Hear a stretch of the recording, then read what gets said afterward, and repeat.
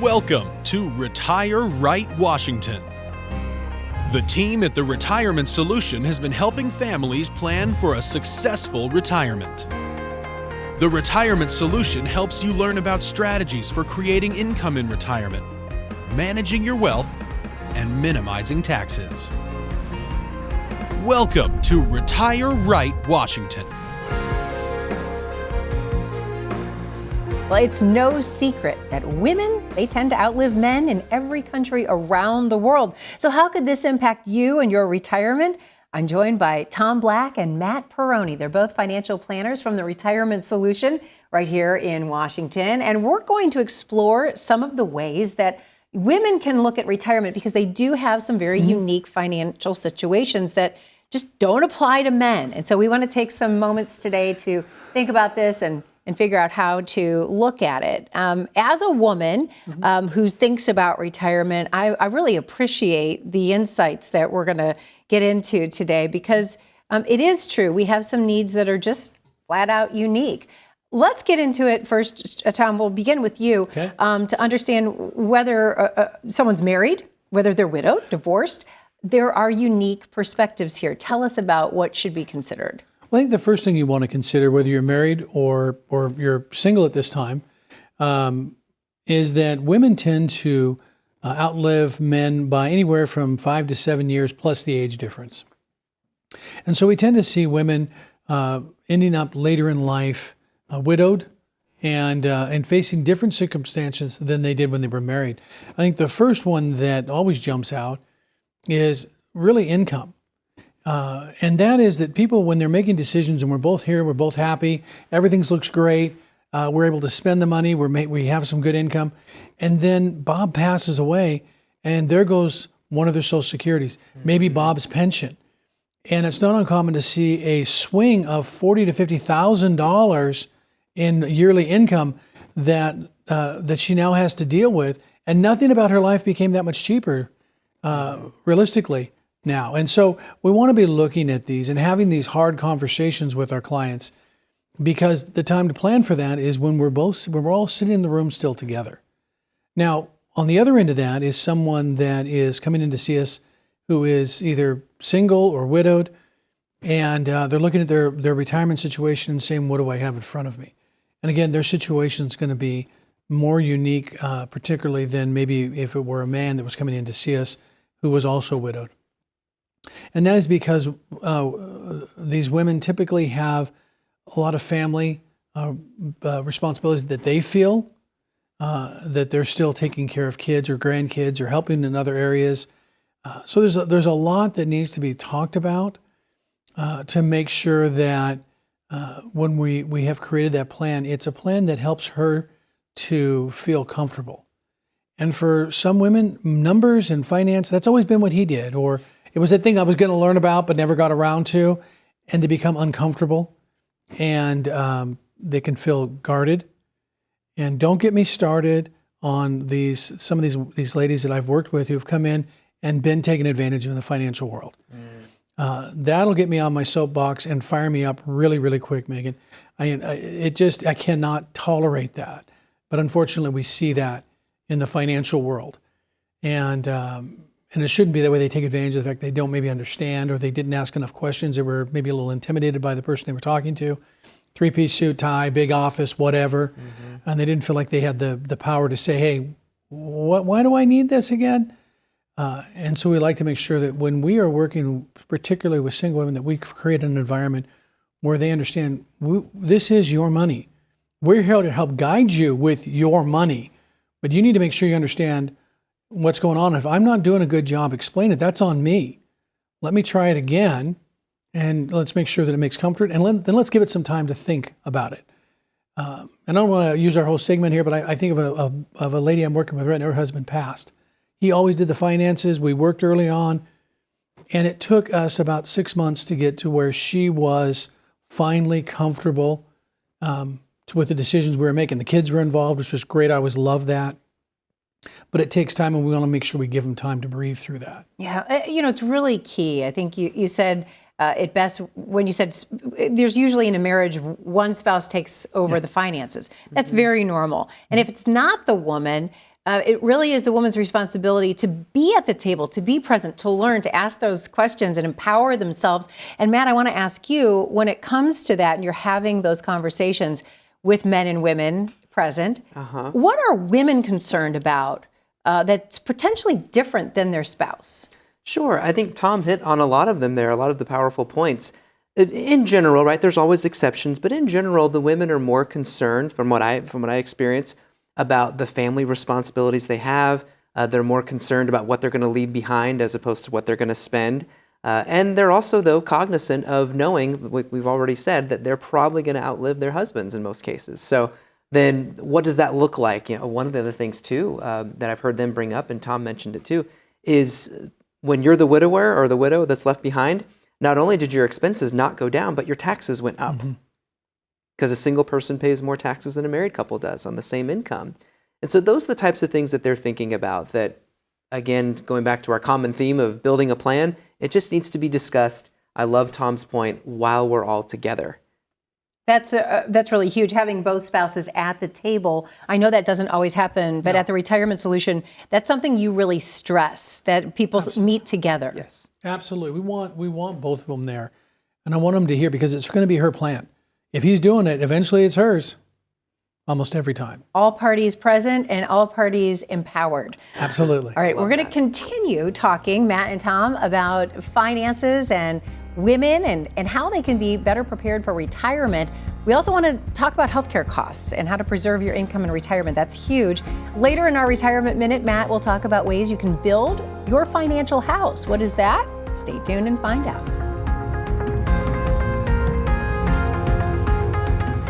How does your future look in retirement? When you don't have a strategy, the future might look a little fuzzy. But with someone asking the right questions and helping you learn where you truly stand, it can become easier to work towards your goals. You need a plan to help generate income that will last as long as you need it. And the first step to creating an income plan is an analysis of where you are now. Let us help you bring your retirement into focus with your free income analysis today. Planning for retirement can be complicated. Helping create income that lasts, making sure your health care is covered, investing while managing risk, and don't forget about taxes. If you're overwhelmed, you're not alone. The good news is we have what you need to give you confidence to start planning for your ideal retirement, all in one convenient resource. You'll get answers to some of your biggest retirement questions in this easy-to-understand, practical resource. And best of all, there's no cost to you. Take the first step toward a confident retirement and get yours today.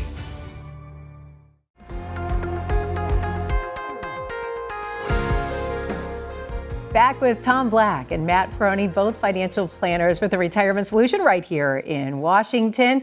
And we're talking today about challenges women face as they prepare for retirement. You might be wondering, why are you focused on just women today? I want to read a few statistics that hammer this point home. You ready for this? Yeah. Women in the U.S. control around $10 trillion right now, but that number is going to rise to about $30 trillion as men pass away and leave assets to their spouses. That is a lot of money. It means women are going to control the vast amount of wealth in the U.S. Also, listen to this. Half of all women who become widowed in the U.S. are under the age of 59.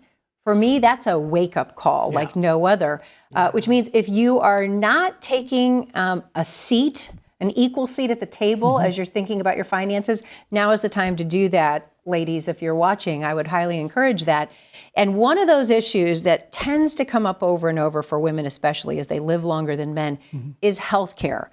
Tom, I want to talk with you about that. What do we need to be thinking about women, especially as it relates to healthcare and retirement? I think the first thing that we want to talk about, you go back to your statistics, men tend to spend very little time in rest homes, retirement homes, than women, because their wives will keep them at home. But when it's time for her, there's nobody there to take care of her. And so what we want to be thinking about is what do we want? What are the desires they have? Is their family going to help? Is there no family? Where are we going to go? And make sure that we are thinking about and saving for those expenses, because it can be very expensive those later years of our lives. But I also think, to your point earlier, where you said, half of the women are going to be widowed before age 60. That's a statistic that most people don't want to hear and don't want to think about. And here again, I think of one of my clients who came in not long after her husband passed, after a couple of years battle with cancer. And she was 59, I want to say 59 and a half. She was right in this range when there's some big decisions. There's widow's benefits with Social Security that you got to take a swing at, and you need to make sure you understand those numbers, and that's a hard time. There are, do I keep working if I'm working? Do I go to work if I'm not working? What skill sets do I have? How do I make this work? And so much all of a sudden falls in her lap. And in so many situations, for whatever reason, call it whatever, most of the time, a lot of time the men were handling that retirement, whether it's because they had it in their 401k at work. She may be very uncomfortable with the conversation. And as you mentioned, we all need to be present in that room because we don't know when that's going to happen. We all want to grow old together, and be like that couple they talk about who died next to each other in the hospital. Right. He wheeled. They just never were separated. But that's not always the case. In most cases, it's never going to be the case. And so it's so important to be thinking about and talking about that and voicing your opinion. And again, we mentioned this in the other segment. If you're in a situation working with some kind of in your financial world, and you as the in that room do not feel like you have a voice, you need to walk out of that room and find somebody who will allow you a voice. It shouldn't be that you have to demand it. It should be given to you, and it should be sought after. And I read, Tom, that the vast majority of women, they will leave the financial planner that their husband, the two of them worked with after their husband passes, for that reason. They will find another advisor who will listen to them. And of course, everyone deserves that. I think about the fact that I have 3 kids and I made the conscious decision, Matt, to step away from the workforce. I left my job to raise my kids for about a decade. So obviously, and that was my choice. I wanted to do that, and it was the best choice I could have made. But that means my Social Security benefit, it will be less than my spouse's. And I'm sure this is true for a lot of women who make the same choice I did.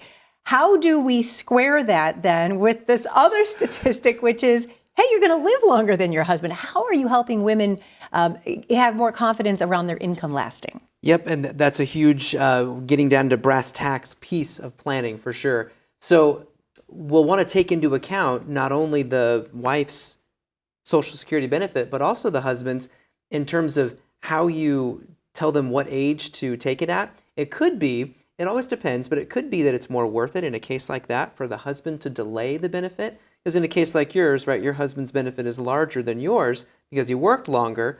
Well, if you're going to survive him, mathematically, it would make sense for you to have more years of a bigger benefit. So we may have him delay longer so that you inherit his benefit when he passes away. That's a great insight there, because it's not as easy as just claim your Social Security. There's actually quite a bit of strategy around Social Security. Absolutely. Well, not just Social Security, but also the pension, Matt.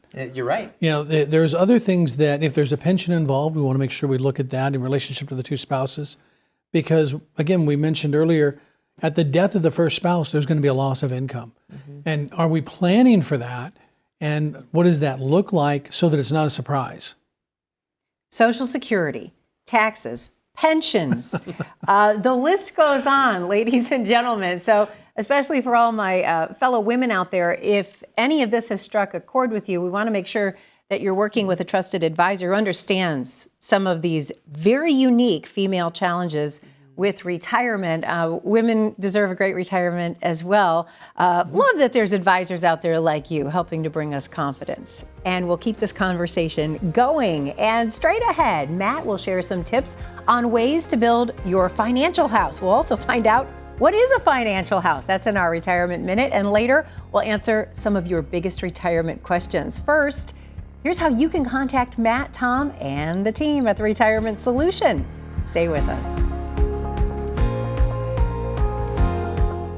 Planning for retirement can be complicated. Helping create income that lasts, making sure your healthcare is covered, investing while managing risk, and don't forget about taxes. If you're overwhelmed, you're not alone. The good news is we have what you need to give you confidence to start planning for your ideal retirement, all in one convenient resource. You'll get answers to some of your biggest retirement questions in this easy-to-understand, practical resource. And best of all, there's no cost to you. Take the first step toward a confident retirement and get yours today.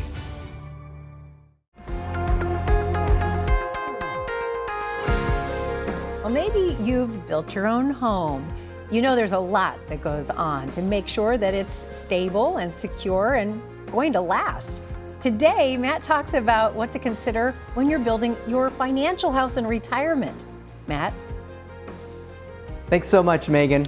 So for today's Retirement Minute, I want to spend just a little bit going over building your fiscal house or your retirement house, however you'd want to say that. So we're going to use this analogy of building a house and how it pertains to your retirement.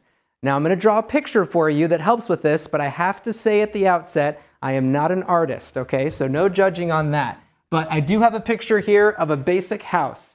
And the idea here, if you've ever built a custom home of your own, or if you've ever seen houses being built, you know there's three basic parts. There's a foundation, there's the walls and the support structure within, and then there's the roof, okay? How does this pertain to our type of fiscal planning that we're trying to do? Here's the basic idea. When it comes to retirement, when it comes to the things that you need to be thinking about first, what is that foundation? In retirement, there will come a day right beforehand when you will get the last paycheck that you're ever going to get. So what's the most important thing in retirement? It's income. This must be where the foundation begins, in our opinion. You just have to know where that paycheck is coming from. Now, this could be just as simple as Social Security and a pension, if that's the case in your world, or there could be a whole lot more to this when it comes to your investment planning and figuring out, okay, what accounts am I going to take income from? How do I invest these certain funds for income? But that is one of the very, very first questions that has to be answered, okay? Once you have that part, now you have this strong foundation to build the rest of the house. This middle part is simply meant to represent growth. Okay? In other words, growing your assets is just as important in retirement as it was before you retired. You wanted to accumulate, use the stock market, grow the assets, that's all still good. That just needs to be a little more segmented. The assets down here, we're not concerned about income. The assets are not concerned about growth, excuse me. The assets down here, we're more worried about safety and income. Here is where we want the growth. Then on the roof, once we've taken care of that and we know this sort of overall investment plan, on the roof, I'm going to write the phrase bad weather. Why write the phrase bad weather? And hopefully that's legible on the screen there. The idea here is that if it was always sunshine and rainbows, you almost wouldn't need a roof. In fact, maybe we wouldn't even want one. But bad weather happens. What's bad weather in retirement? Well, it's things like a spouse passing away earlier than planned, or a long-term care event, or something like that. Maybe a child that has a big need that just wasn't part of the original plan. So there's things we do up here to layer in protection that protect the house in case something gets rained on it, so to speak. This might be purchasing long-term care protection. It might be life insurance. It might just be setting aside certain investments that say, hey, if this thing happens, that's what this money is for. If it never happens, then that just is what it is. Okay? There's one more piece of this, though, that I didn't draw. And again, no artistic value here, but this is a two-dimensional fence. Most houses have fences around them. The analogy here with this is that anything that's not in the house is for you, right? This is where your investments and assets and plans live. If you're one of those people where you want to leave something behind for the kids or for charities or whatever else, or if there's money that you're just fortunate enough to not need, when we do this planning and you discover, hey, half my assets I don't even need for income, great. Then we would set that up here outside the fence, not necessarily for you, but as a legacy for the kids to inherit, for the charity to get, for whatever. But it would be a separate plan outside, not reliant upon this. And this last piece in terms of building a house, usually if you're building one, you want to find the right contractor. That's where finding an independent financial planner like me and my team at the Retirement Solution, this is what we do for our clients. Okay? And then as well, you want to have a nice blueprint that helps you figure all this out. This is what we mean when we talk about building a plan, so that you know exactly what your foundation is, what your protection is, and what any leftovers are if that's part of your plan. Back to you, Megan. Coming up next, we'll hear directly from you. We'll be answering your questions. That's in our Q&A segment. Stay tuned. When it comes to planning for the future, time may not always be on your side. Think about your taxes. Tax rates are historically low right now, but they'll likely be higher in the future. With the right planning and strategy, you might be able to cut your tax bill in the years to come. But don't wait until it's too late to take advantage of today's lower tax rates. Let us be your partner in planning for tomorrow, so you can enjoy your retirement today.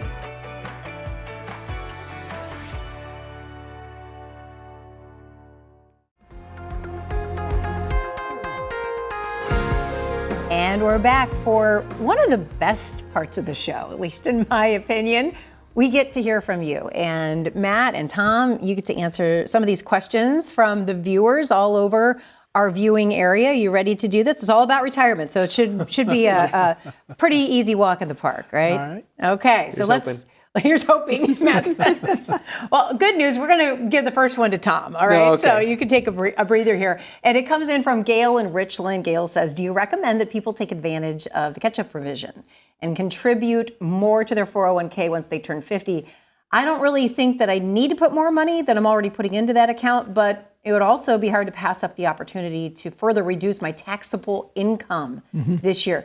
We're talking about ketchup, not the stuff you put on hot dogs. No. And the answer, again, Matt, we've said many times, sometimes it depends.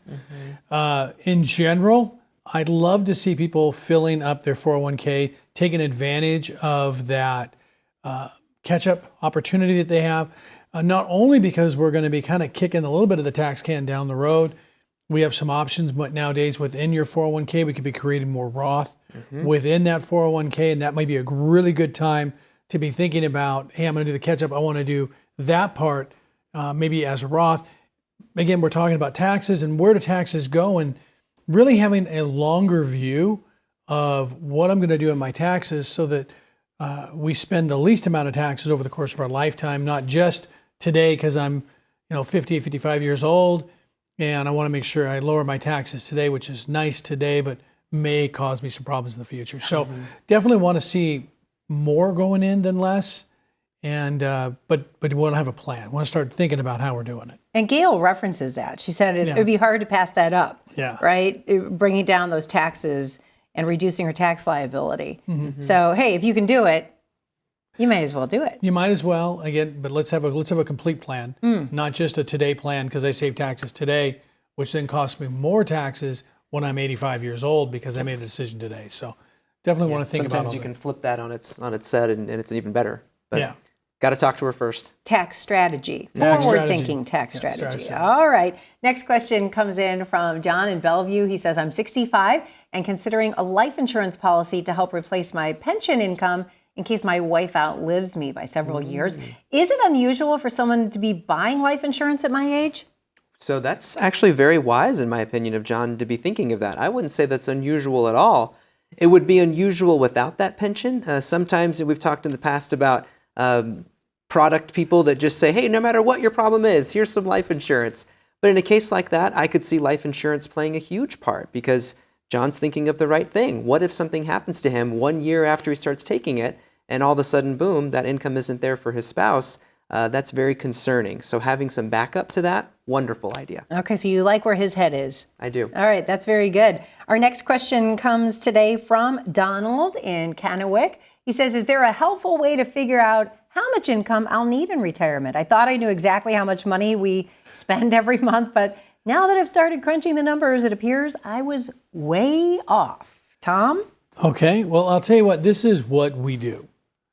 We take all of that information that you have, and Donald, what you're doing is asking some really great questions up front. First, you're getting organized and saying, hey, I know I have to spend, this is my budget, this is what I'm going to spend.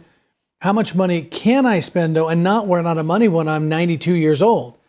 And we actually have a program specifically to tell people that, because that's a very complicated answer. There's a lot of if, thens, whats, but when you put that in there and we can come back and we can say, okay, here's how much money you could spend every month out, to whatever age. And conversely, if you haven't retired yet, it's a great time to find out, can you retire and be successful before you leave that last job you're ever going to have for the rest of your life? So great idea, great things to be thinking about now that you are in that mindset of retirement, is to get organized around your spending, but make sure that you aren't overspending in the early years. And that's where that having to have a program that actually does that is something that's really, really very valuable to our clients. I'm trying to, the whole time you were saying that, I was trying to think of this term or this phrase, what gets measured gets managed. Yep. And I noticed that our viewers said, I started crunching the numbers and now I really know what we're spending. I was way off. And isn't that true? It's the benefit of working with someone that you trust to help you organize and understand, get that clear picture, really, of your situation, 100%. right? Absolutely. You can't plan if you don't have accuracy. No. If you don't know how much you're spending, I mean, which is not, people think, well, occasionally we get the engineer that comes in with a spreadsheet for the last 20 years of everything they've spent every month of every year for that entire period of time. But for most of us, we're just saying, oh, I got a few bucks left at the end of the month, and I'm really not quite sure. Am I going to be okay? And it isn't until you start putting pen to paper and start measuring out, hey, this is what we're doing. Sometimes you step back and go, oh my gosh, It's more than I thought. yeah. Yeah, those things add up quickly, don't they? They really do. All right, Matt, our next question comes in today from Bill in Seattle. He says, I've had about 90% of my assets in cash for the last 3 years. And I know this is way too much to have in cash, but I'm too nervous to do anything else with it. Where do I begin to start looking for some conservative options? So kind of like my other question, Bill's head is in the right space. What I assume Bill is hinting at there is his concern that, hey, if the stock market goes down, I don't want to lose what I've spent 40 years building up. Yeah. So cash is a good alternative for some of it, but certainly not all of it. So where to start looking? Again, my recommendation is going to be somebody who's not just pushing one thing. There's lots of options that can be used. There's different types of conservative investments. So I would look for somebody who doesn't care where the money's with, isn't beholden to one company or whatever, someone who can get you all the options and walk you through the pros and cons of each and help you pick what you want. Find that independent voice. Yes. All right. Matt, Tom, always appreciate your insights on the program. Now, if you want to learn ways to generate lifetime income, like the type we were talking about today on the show, or maybe taxes have you really concerned, and perhaps you just want to understand, how do I maintain my lifestyle in retirement? Well, you'd be a great candidate to reach out right now. Begin to ask those questions and then get the insights needed to plan your ideal retirement. For Tom Black, Matt Perrone, the great team at the Retirement Solution, I'm Megan Mozak. We hope you have a great day and an even better retirement.